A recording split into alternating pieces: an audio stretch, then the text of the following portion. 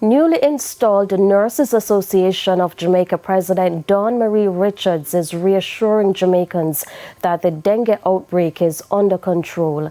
Ms. Richards is also warning her members about engaging in physical altercations.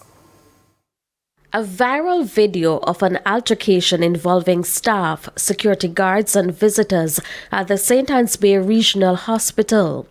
Newly elected Nurses Association of Jamaica President Dawn Marie Richards has taken note of the incident and has words for her members in situations like these. Be aware of your surroundings and take care of yourselves. Be mindful of what is happening around you and try to keep yourselves in safe spaces, because security of our members is also, they will have to also understand they have to take care of themselves. If you see a situation that is not looking so safe, try to diffuse the situation or try to seek help.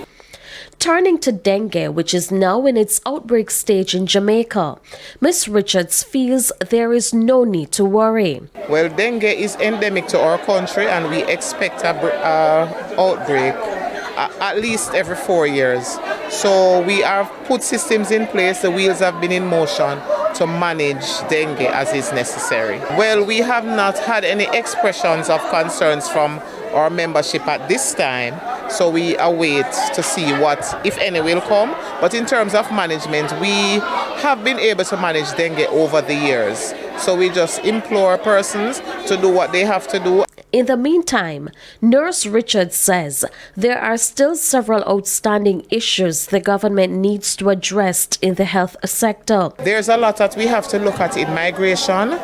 And it's not just about nurses migrating, because you'd have seen that all categories of staff are leaving. It's how we are going to deal with the situation in getting persons to stay. And that takes a lot of engagement, which, as I say, the Nurses Association of Jamaica has already started. The association also continues to grapple with the issue of nurse migration.